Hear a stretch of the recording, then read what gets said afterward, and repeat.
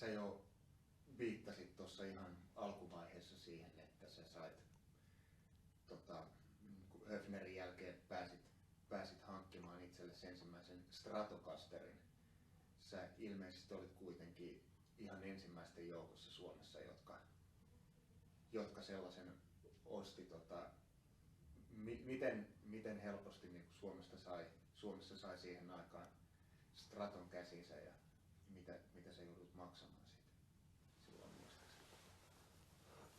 En mä sen hintaa muista ollenkaan, mutta se oli vaikeaa, kesti kauan ennen kuin saatiin se oli Jorma Veneskosken kautta saatiin. Näitä ei ollut Suomessa paitsi Strangersien kundeilla. Ja Herbert Katz, hän soitti Jazzmasteria jo aikaisemmin. Se oli kova juttu se, mutta Stratoja ei ollut. Mä en muista, miten kauan me saatiin odottaa se, mutta kyllä se jotain 2-3 kuukautta sitten saatiin se.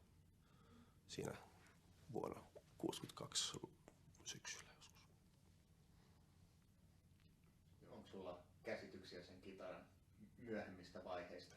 Siitä on ollut paljon puhetta kyllä. Että joku on sanonut, että se on täällä, joku siellä. Että jotain pientä tiedän kyllä siitä, mutta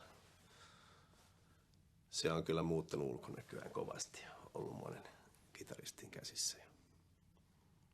Albert Järvisenkin joku sanoi, mä en tiedä pitääkö tämä paikkansa.